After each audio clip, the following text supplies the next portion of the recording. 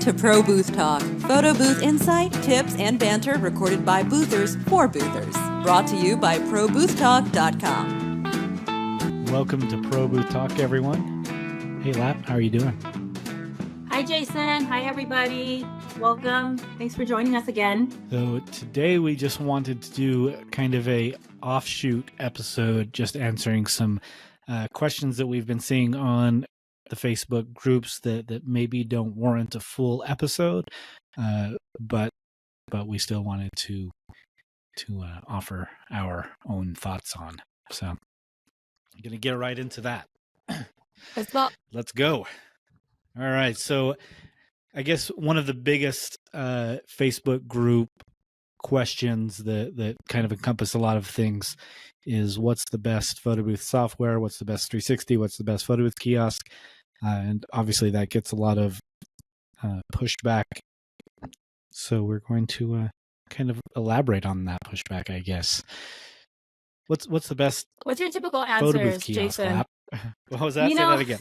You know where I stand on what's the best, but whenever people, you laughing, but I 100% love the kiosks that we've had, and we've had a few.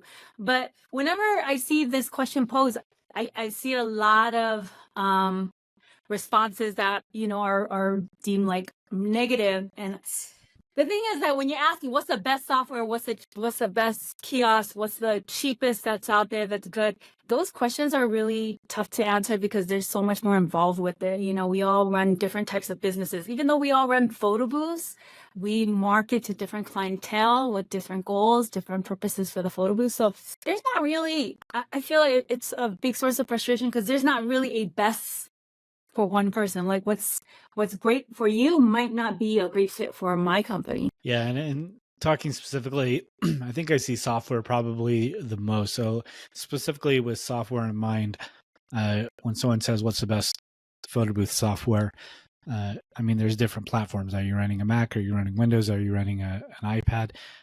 So just the basic of what you're running is going to have different answers, and not even getting into the different solutions of what you're trying to achieve.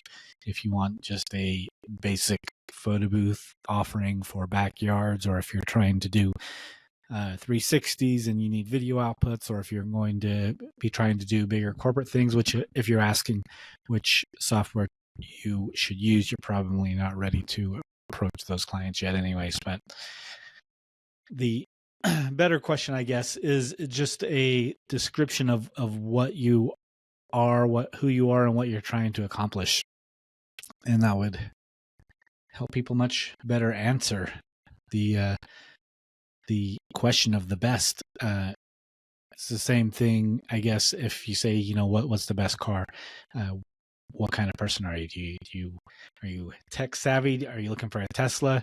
Do you have a tight budget and you're looking for a used car down from the used car lots? Do you need a sports car? There's just so many variables and so many answers, because maybe you have a bunch of kids and you need an SUV with a bunch of room to carry groceries in the back. That information is important in determining what the best for your scenario is.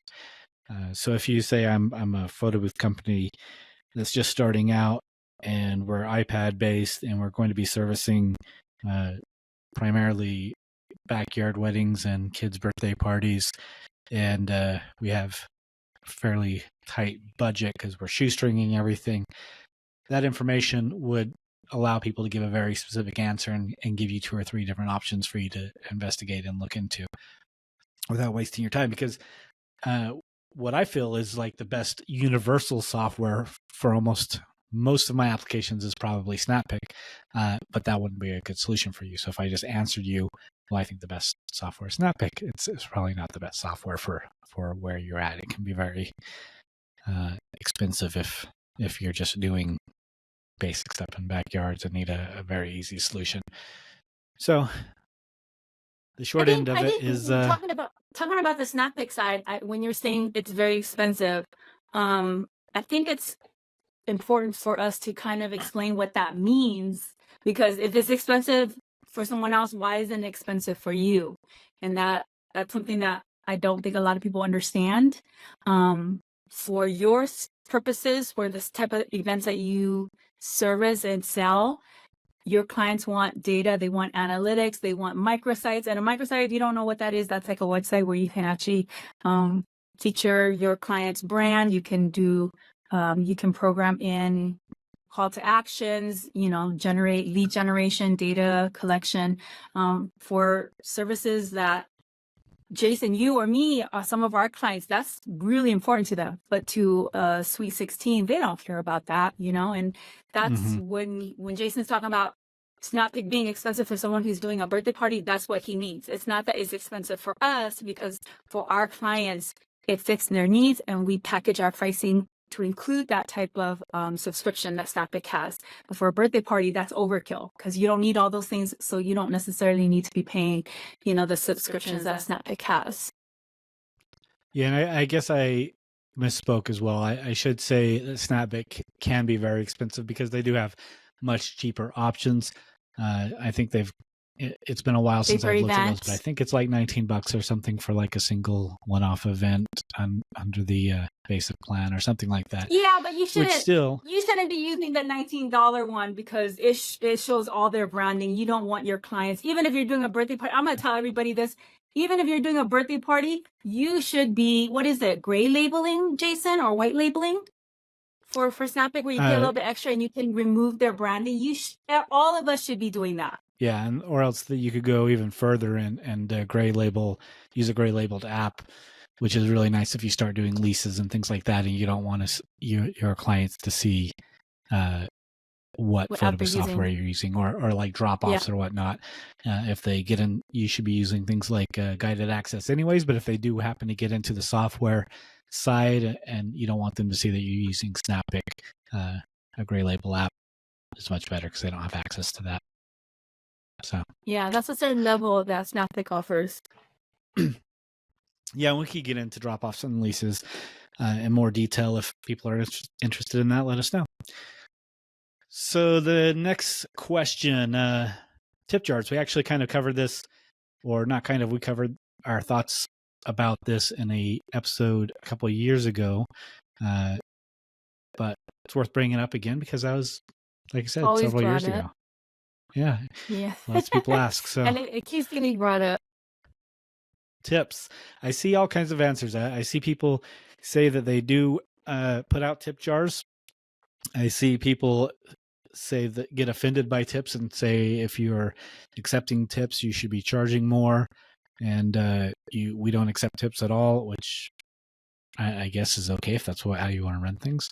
Us personally, I also feel that you should never ever put out a tip jar. It's very tacky. I get the argument that the bartender has a tip jar out, and it makes sense, but I mean that's kind of custom in all bars across the world, where there's not many photo booths across the world where there's tipping. I guess I shouldn't say across the world, across the U.S., which I think primarily we're all working in. So we don't put out any kind of tip jar. We would not allow any staff to put out any tip jar. We certainly do accept tips. We love tips.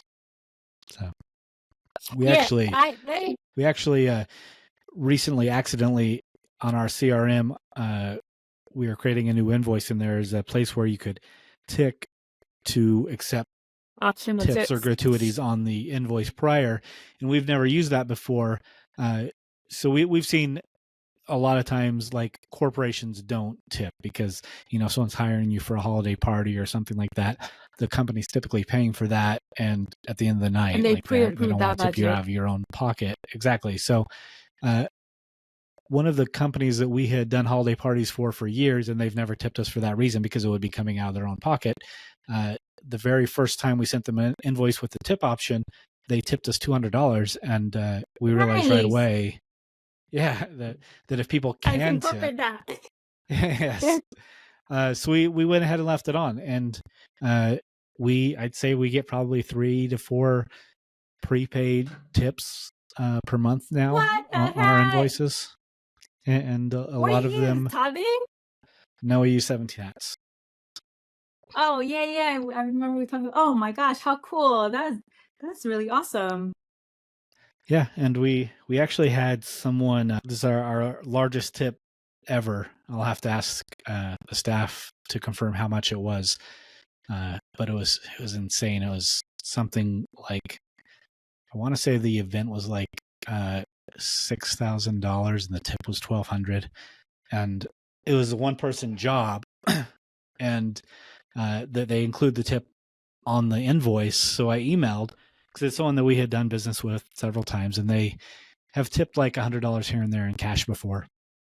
But I emailed and asked, like, hey, before I let my host know about this, I just wanted to confirm that this was on purpose and this is accurate.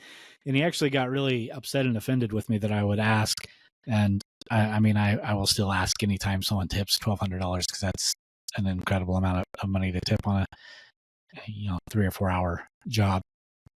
But fortunately, he kept the tip on there, and one of our staff members got a $1,200 tip for like a 4-hour roaming job or something, which their pay for that was like $300. So that was pretty incredible. That's awesome. Mm-hmm. Yeah, we that was got Allie. a lot of.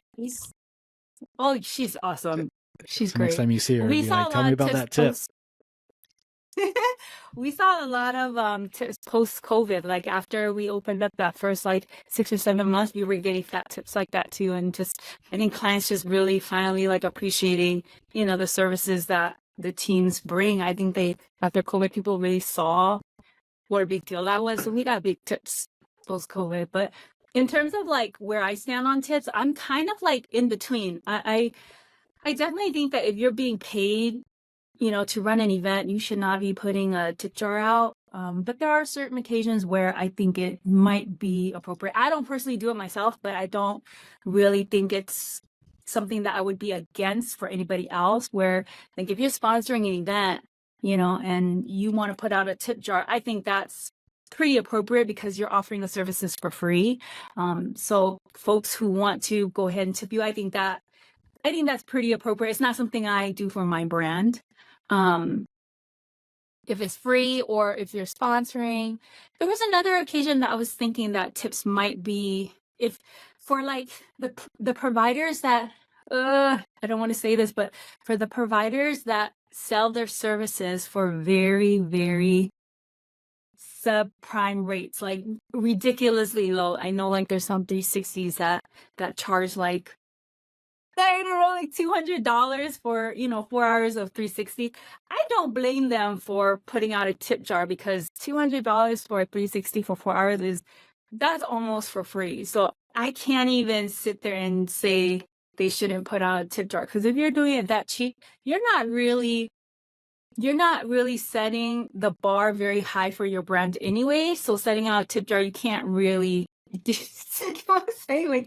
can't really say anything, because if you're doing a 360 for $200 for 4 hours, you're really not setting the standard of your company being like a premium product or service or anything like that. So a tip jar kind of is appropriate for that. Yeah, it kind of fits provider. there. But I would say like at $200, I would go further and say that you're probably like going in debt each event and don't realize it. Exactly. That's the reason why my stance on like, if you're doing a 360 for $200, I can't even be mad if you put out a tip jar, because you kind of already are doing that service for free. If not, you're at a deficit paying out of pocket at the end of the year, providing that service. So I feel like if I was offering a 360 for $200, I would definitely put out a tip jar. So I can't even judge on that. You and me, we charge premium services, and so our reputation and like the type of company we want to be, a tip jar is not going to be appropriate for us. But for someone who's doing, a photo booth for $125, which I used to do years and years ago, I would have put out a tip jar back in the day. If I was $125, I'm operating at a negative. I want all the tips I can get, because I'm not even charging a fair rate for what I'm doing.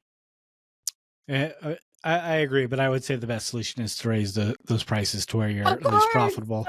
Also, I see every now and again a few owners mentioning that they have their staff split tips with them because they feel they're entitled to it because they're on the back end doing all the setup and emails and graphics, and the hosts are just there. I also disagree with that. That kind of goes back to our like owner versus employee mentality. As an owner, like you should be doing all those things if you're a small business, and the tip is for any host that's on location. So our practice is anybody that is at the location that is working the event, that tip will be split between them and them alone. We do have someone doing graphics. We have our sales team. We've got someone staging and setting up events. They only see tips if they're working an event, and they actually get tipped, and whoever's there splits it. If I'm on a job, I typically will just let the hosts take all that money, unless I'm in a growth phase and not paying myself. Then I'm like, this is all the money I got for Taco Bell. So I'm going to take a portion, and you can have the rest. Yeah, I do. I feel exactly the same. I feel like we as the owners, this is our business. So anything that we do that's above and beyond, it's not really above and beyond because it's our business. It's our baby. It's what we are investing everything into. So I don't think it's fair for us to take that step at all. Even if we're working the events, I'm the same as you. Like if I'm working the event with one of my team members and, they drop like $1,000 tip, I'm not touching a dime of that. Whoever is on site are the ones who are going to be entitled to it. If it's just one person, that's a fat tip for them. And honestly, when your staff, your team, when they benefit from fat tips like that, it just encourages them to just go above and beyond at every single event because they know there's an opportunity to make more money. Just doing what they do. Most of my team members, a lot of them love what they do. So it's not really like work for them, but if they can take it up a notch and make extra income for them, sometimes their tip is like quadruple what they're being paid. That's a nice bonus, and that's incentive for them to stay with you longer. And my team has been with me a lot of them have been with me for like 6, 7, 8 years. So that really is a testament to like they see a reward for the things that they do, and how they invest their time on site, so that they're not just sitting there like looking at their watches. They're not rolling their eyes at guests who come to the photo booth. It really changes like how they see their role and what they do on the job. Yeah, thank you. So let's move on. I think we covered everything briefly about tips. I want to try and get a few more questions in here. Attire or dress code. What are you doing? We do a lot of stuff under LX Picks, but we also do a lot of events under other brands we collaborate with, white label a lot. Sometimes we do like consulting where we're not necessarily delivering everything, but our team is on site delivering a portion of the experience. So we generally are business casual, all black. I know some people like to dress up to the occasion, like if you're doing black tie event. Some people like to like dress up black tie. I'm not in that boat because I don't feel like I don't want my team members to blend into the point where they look like they're attendees and guests. I want them to look like they're there as staff. So we don't overdress. And no, nothing wrong with anybody who gets very dressed up. Like some people get into the black tie events, suit and tie, tuxedos. We don't necessarily do that just because it's not. I don't want us to blend in like that. I don't want my team to stand in the crowd and for guests to be like, oh, you go ahead, take a photo. I don't want that kind of confusion. I want it to be very clear that we're there to work and we're not there as guests. We don't wear name badges. We don't wear any sort of branding. So that's how they stand out as staff for my side.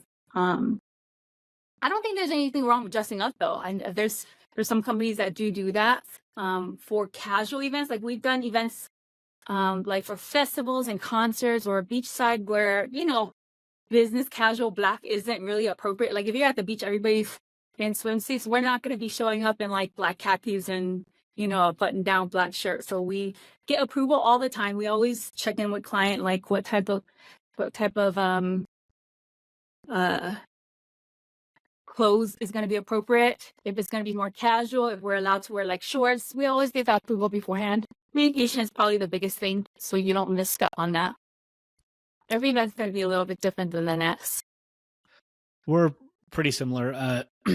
I feel like there has been a lot of large companies throughout history that have already sunk a lot of money and research into this question, so we just kind of follow their lead. When you go to a conference, every staff member is wearing dress blacks, and I no matter what venue or conference hall or whatever we go to, at least in Vegas.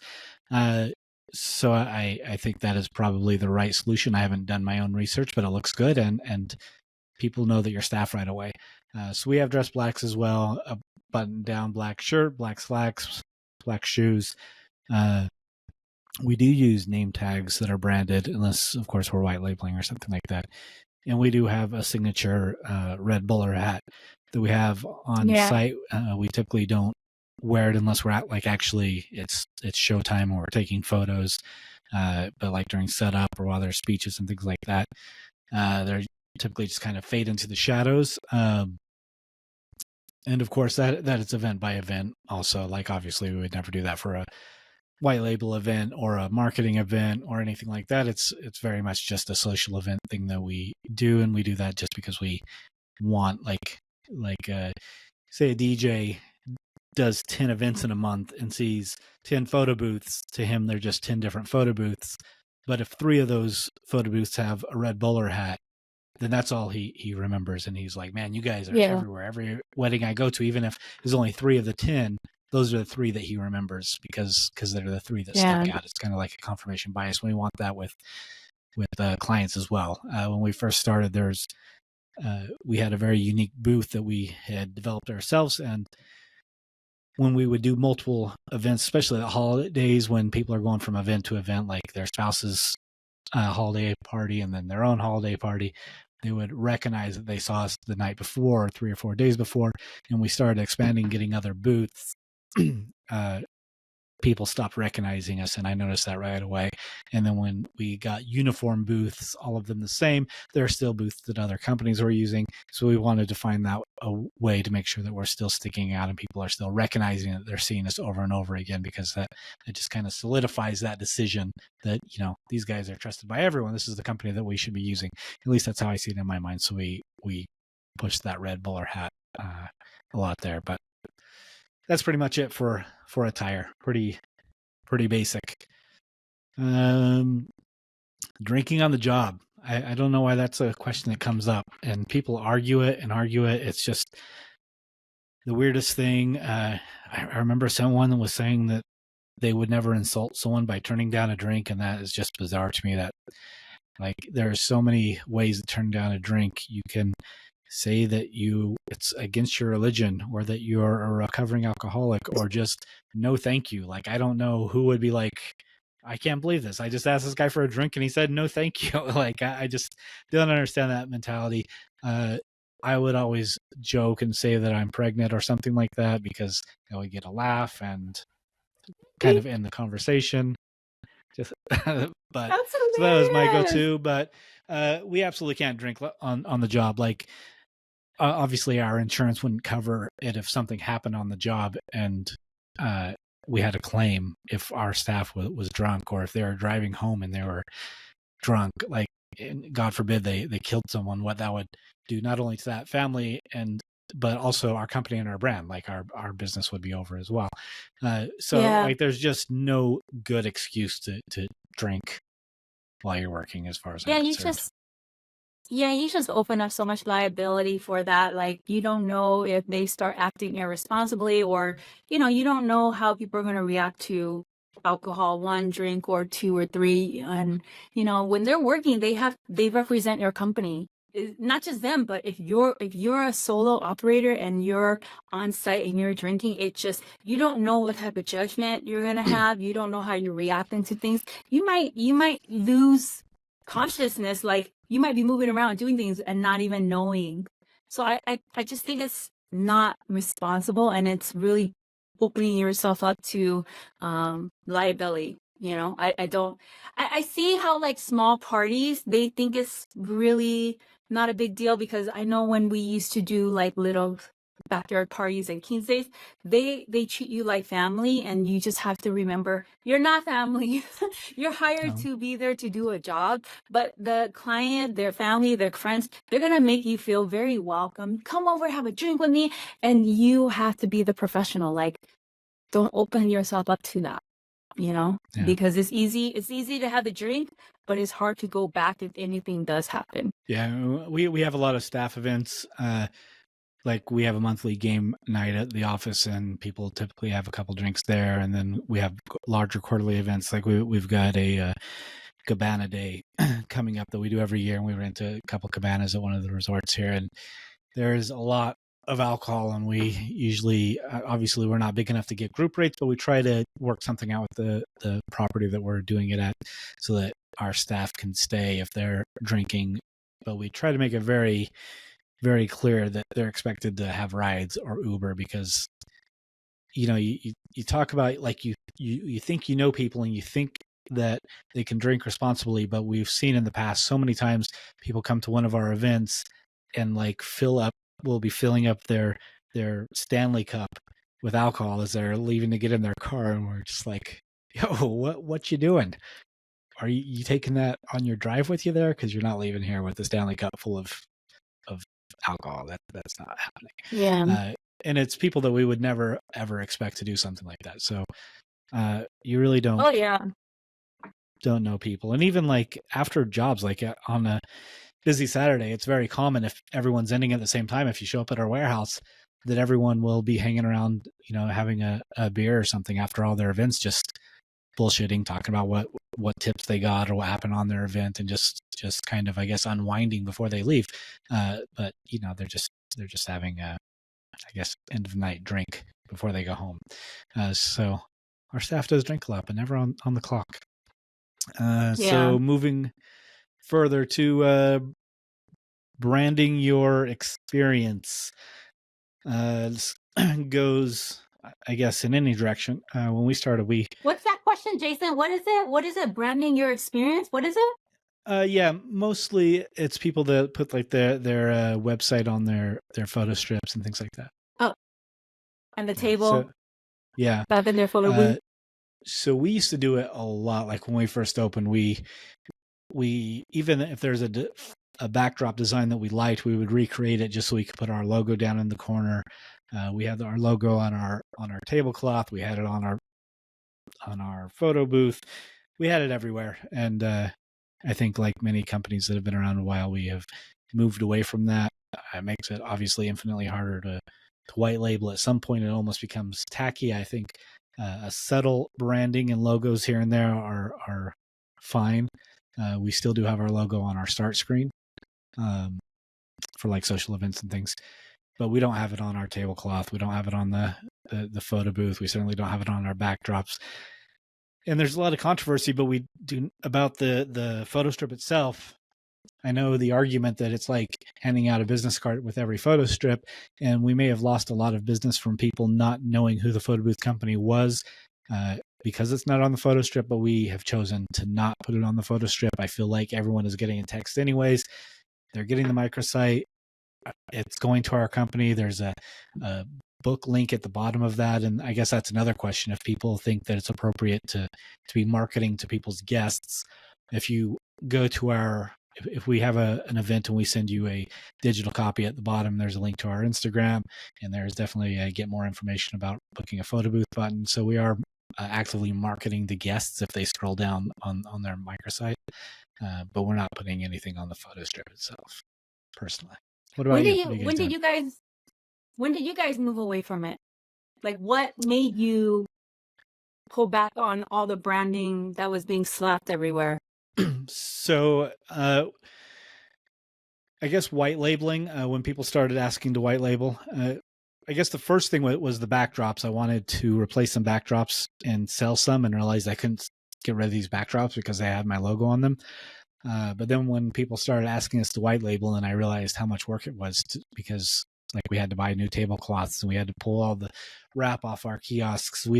At that time, we didn't actively do a lot of marketing jobs. So our wrap was pretty much just always on our photo booth. So there was just a lot of work to prepare to be a white label provider. And also just looking at it over there, it almost, I don't even know what comparison is that I can think of, but it just seemed, at some point I went in and I was like, wow, that seems overwhelming and tacky. And I would much rather, I kind of focus on like Apple, I guess, the clean, sleek. Of course, they've got their logo, but it's presented very clean and sleekly. It's not all over the place. It's in one spot. If you go into an Apple store, everything is very clean. There's plenty of space between the aisles. There's no clutter. There's no garbage cans. Everything is just very, very clean and clutter-free. And that was kind of the approach that I wanted to take in that involved removing our logos.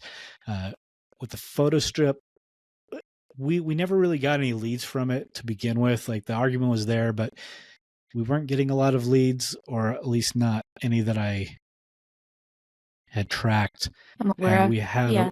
a couple who had asked if we have a charge to remove it. And that just made me realize, how many people saw that and didn't ask. Not really fans. Yeah. So we told them there's no charge. We'd remove it for free, and we immediately removed it from all of them, because just that one person asking me just made me feel like there's probably a lot of people that don't care for that there. So Yeah. This was probably a few years back. Yes, maybe 5 years, 4 years back. Would you say? I'd say closer to probably 6 years, probably about 3 or 4 years in. So. Yeah. I never really branded the booth or tables or anything like that. We did brand our start screen. Years ago, I used to have our website on the strips. And it, same story as you, I maybe had only one client that ever asked if there was an extra charge. And I remember at that time, it was probably 4, 5, 6 years ago, where it was a big debate online about whether you should have your strips there, you should charge to remove it, what the premium should be to remove it. And I was in the same boat where I thought to myself, man, they're paying us to be part of their wedding, and we're using this as an opportunity. We're using this like a magazine ad. That's how I saw it. Like, why are we using their photo strip like a magazine ad that we paid for, because they paid us to be there? We didn't pay them to be there. So I took our website, and I used to have the same justification, like, it's minimal. It's very, it's very minimal, and it blends in with the print. But at the end of the day, my viewpoint was, we're literally using their wedding to advertise our photo booth business, and I wouldn't want that for my own wedding. So I took it off of all of our events. Not really. I've never charged anybody to remove it. And the one client that asked me to remove it, I just went ahead and did it. And same story as you, I kind of reassessed like my position on that. I don't feel like I've lost business over it. I feel like the fact that we don't have our website on there probably makes us stand out more. They have to go out of their way to find our contact information.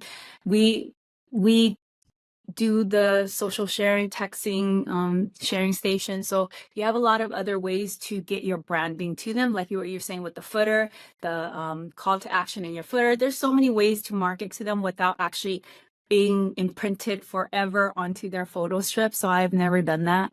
The branding of the tables, I know you guys are really great with branding, but the whole like photo booth, tablecloth branding, I always thought that was a little bit over the top. I've never seen you do it. I don't know. I know you mentioned you did, but the way I always saw it was like, it kind of looked like these photo booths that had all that kind of looked like you were at like a bridal show trying to sell your brand. And it shouldn't be that, it should be to drive that point home. We still use that tablecloth, but only for our bridal shows. So you're absolutely right. Yeah, I mean, it's appropriate at a bridal show, but like if a bride and groom are hiring for their wedding, and of course, we've all been through this. I'm not saying that I haven't made that branding mistake. Like, I didn't have branded tables, but I had branded those big old roll-up banners, and I had like my logo on there, and I used to justify like, oh, here's the hashtag, and it was like the hashtag sign, but all my branding all over. So I made that mistake too. Is you live, you grow, and you improve it. So I don't judge on that, but I do see it where like if you have branding everywhere, you're literally just like, you look like you are selling your services and you're not actually providing the service that they paid for. So I've never really been heavy on like stamping my brand everywhere. At the event, at a brand marketing where the corporate client is paying you to put their branding, that's when you start slapping logos everywhere. But it's not really your logo unless you're sponsoring it yourself. Right. Like, if you sponsor yourself, shoot, slap brands on the floor, slap brands on the photo booth, on the backdrop, step and repeat, put it through your social sharing. But if it's for a social event, like you have to ask yourself if the bride wants to see your website 10 years down the line. It's not offensive on site when you're delivering the prints, but 10 years later, they're going to think, oh my God, look at this website. I wish this wasn't here. Like, I paid good money. Why is this website here on my prints? Right. That's how. And I would notice it also when we were putting albums together. Like when you just hand one photo strip to someone, the website doesn't stand out. But when you're putting an album together and you have 4 2x6s on one page and you see that website over and over again, I could just imagine couples going through their album and just seeing our website over and over and over again. And it's just not very appealing. So I guess we're both in agreement. Our advice is subtle, less branding is better. Obviously, do things however you want, but that's how we roll. Of course, we do have business cards on site. Still, if someone asks for a business card, we pull that out, and I would recommend always having your hosts also ask that person for a business card if they have one, and put like wherever, if you have a storage shed or whatever you have. We have a warehouse, and when we come in, there's a desk and there's a box there for people to drop business cards in that they collected throughout the night, and then Shannon, our primary salesperson, will collect all those business cards and make a connection. But let's see what.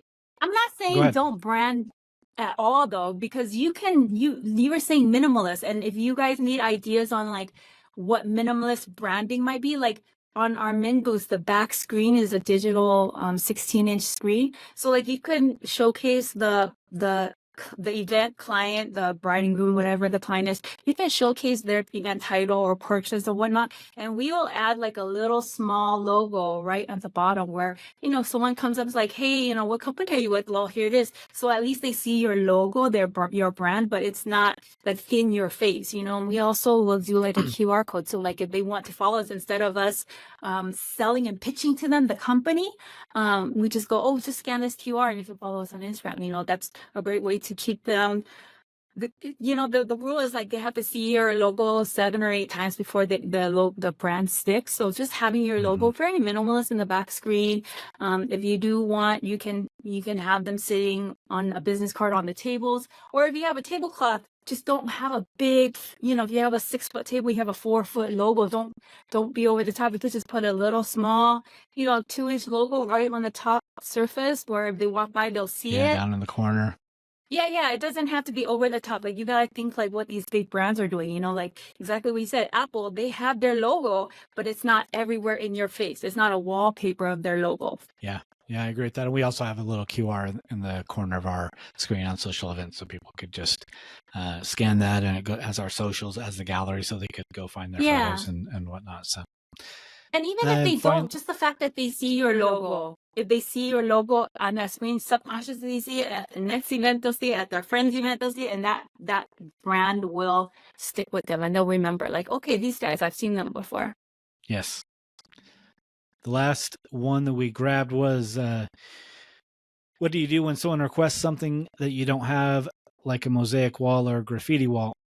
Personally, and this is going to differ from company to company, some people would say to white label that out. Some people would say fake it till you make it and just book it and learn how to do it. Personally, I would typically know someone that offers that, and I would just refer it out and make the connection. If we saw a lot of those leads coming in, then we would certainly purchase it and learn it. I don't do the fake it till I make it. Like I like to have a product that we set up in office, we test, we do some charity events with it. We thoroughly know what we're doing before we're ever selling it. But that's just how we do things. And things like mosaic walls, like the software is completely different. If you're used to like the typical photo booth softwares, it doesn't feel very native at all, at least the software that I use. So the learning curve is much larger. It's not something if someone books, you can just order that in 2 weeks and have it made. Plus you've got, specialized printers, and you need to find a source for your wall graphic. There's just a lot involved. So I would recommend partnering with someone, making a connection. They'll appreciate that. They'll remember you, and the client will be grateful. I mean, it sucks handing off a client, especially if it's someone that can book something larger. And I guess it's case by case. If it is someone that's worked with us a lot and I want to retain them, I would call a local company and say, hey, there's somebody, and I've done this before with before we offered bullet time ourselves.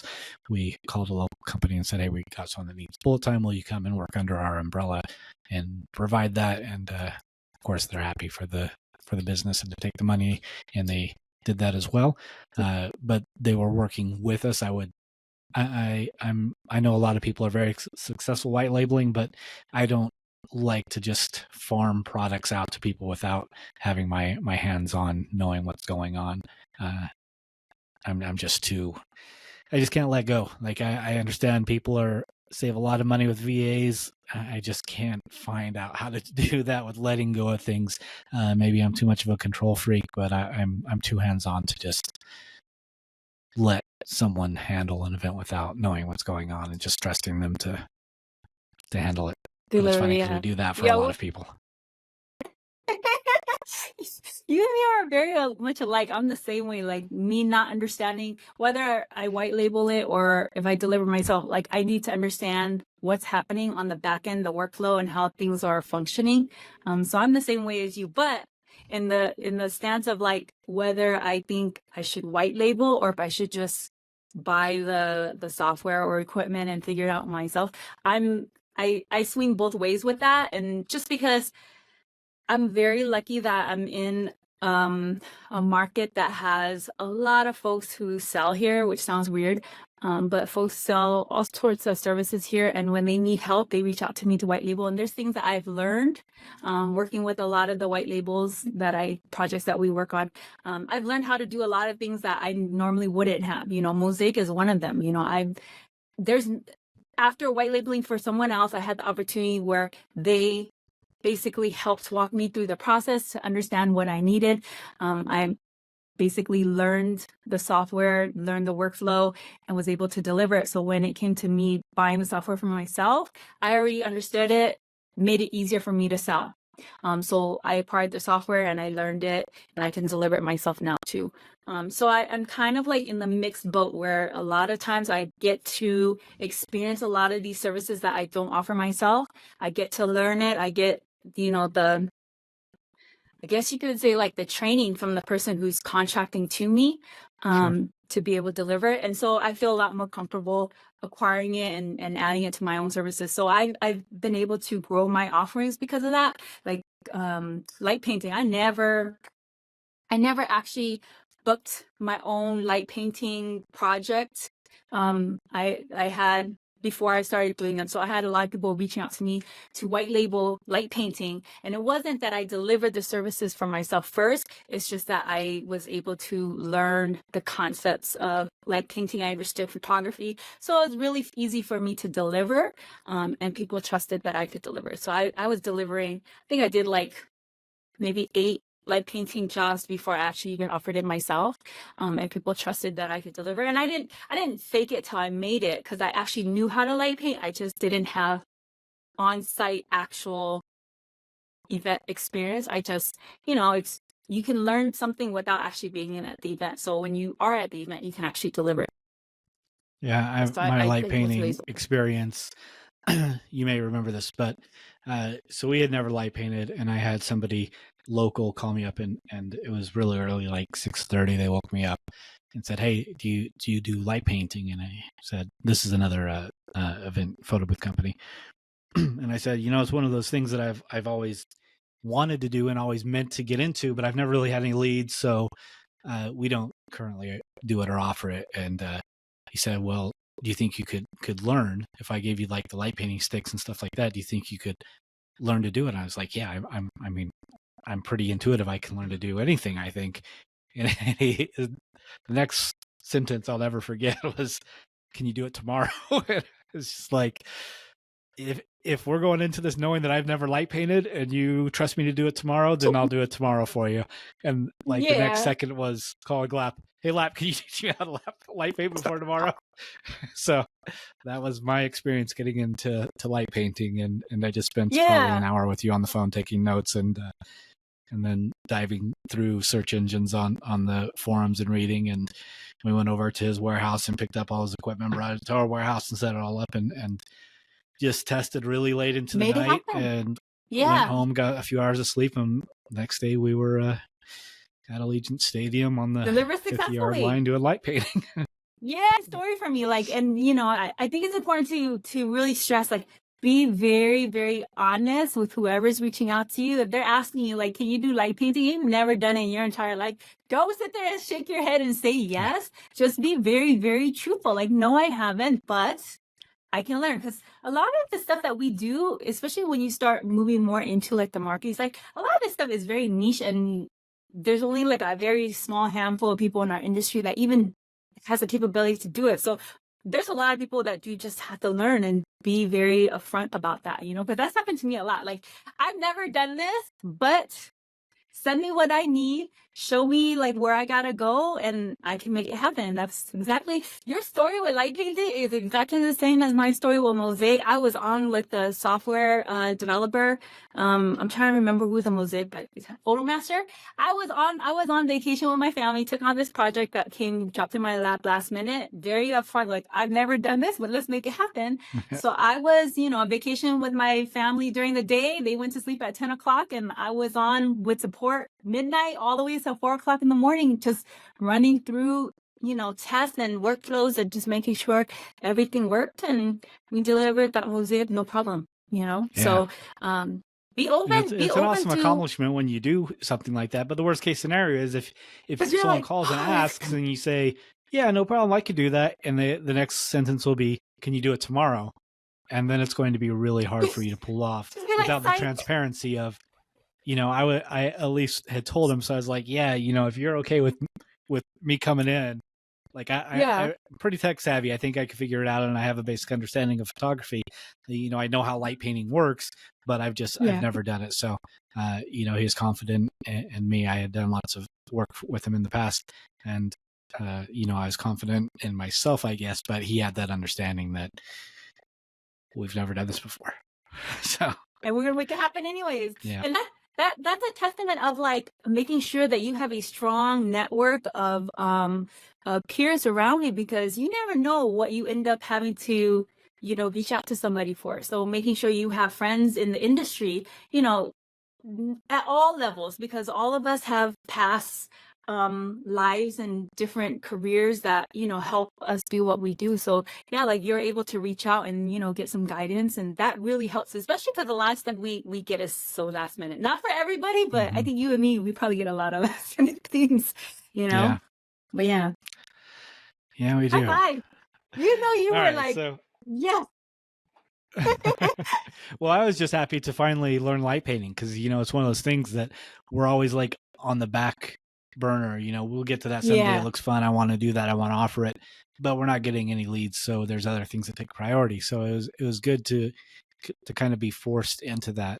And we're doing that right now with headshots. It's one of those things that we always wanted to offer a version of, but we haven't really gotten leads. But I know there's money there. But one of our white label partners reached out and said, hey, will you do white label headshots for a week? And we told them, well, what exactly are you looking for? Because we've never done headshots. So are you talking about, you know, paint a picture for me? I got on the phone with them, and you know, again, very transparent about what our experience is. And we spent the last few days with a kiosk set up in the warehouse, testing different lighting, and we'll have a white label, or we'll have a headshot option in our deck, you know, I love in 2 that. weeks. So That's the one thing great about white labeling. Like, you open up your doors to things that you haven't actually done yourself, and, you know, even considered for services for yourself, that you're like, okay, wow, this is actually the, you know, mosaics. Before I actually delivered that white label, I just thought, okay, mosaics are kind of, you know, you hear about prices people throw around for what they're charging for that. And I understand why now, why they're so pricey, because of the software and all the hardware you need. But very labor I never intensive. thought it was that very labor intensive.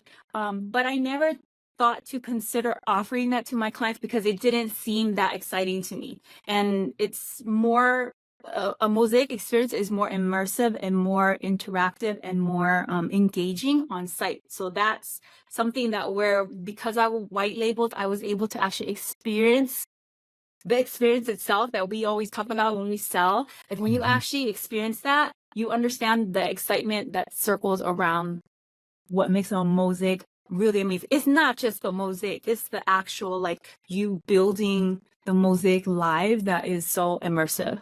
Yeah, You know? the interactiveness of it coming together. People Yeah. love it. They just stand around, they find themselves, they take photos with themselves, they come back later, they drag their friends over to show them where they're at, and they they're just like, stand "What's there in that?" awe. Yeah. Yeah. And that's what light painting too. Like light painting looks pretty cool. Like when you see the prints and the digitals, it's like, okay, that's cool, light shows.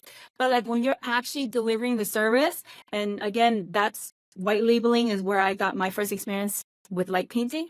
It was just so cool to actually see like the reactions that guests have. It's so much more than just snap a photo, get a print. It's just so much more than that. And when you're able to experience it and deliver it, you can sell it to your clients a lot easier. So you don't always have to buy the software first. You can actually white label it.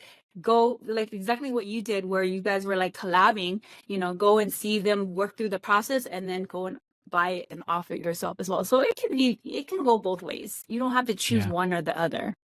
Yeah. Well, that is a lot of topics in just under an hour. Looks like 1, 2, 3, 4, 5, 6 questions. So awesome job, Lap. As rapid fire. Maybe we'll call this episode Rapid Fire. I love that we're addressing things that get brought up, very often on the boards, and maybe people can understand more when they're actually able to listen, like, to the different perspectives that we have, two different perspectives on, versus just people, leaving comments and you don't really understand like why people have the thoughts that they do. Yeah, I love offering that insight, and of course that's what all of this is just our 2 cents and insight. There's no true wrong or right way to do. There's no wrong or right. Yeah. But you choose I would who say that you we're want both your company successful to be. in our own right. So I think in our own ways, Jason, in our own ways. Although there's no wrong or right way, I think there are better ways. And it's not to say that our ways are necessarily better, but they're definitely better for us, and they may be better for you. Thanks again for joining us. Jump over to Pro Booth Talk Community and give us more questions. We'll do another rapid fire episode here in a couple months, and hope to have some of your questions involved. So thanks. Yeah, join our Facebook group, TikTok, leave us some messages, some questions, some feedback you guys might have. We'd love to hear from you guys. Show us some support. Help to keep this free information coming. Subscribe to Pro Booth Talk in iTunes or Stitcher Radio. And while you're there, be sure to give us a 5-star rating. Finally, watch for show updates at facebook.com/ProBoothTalk.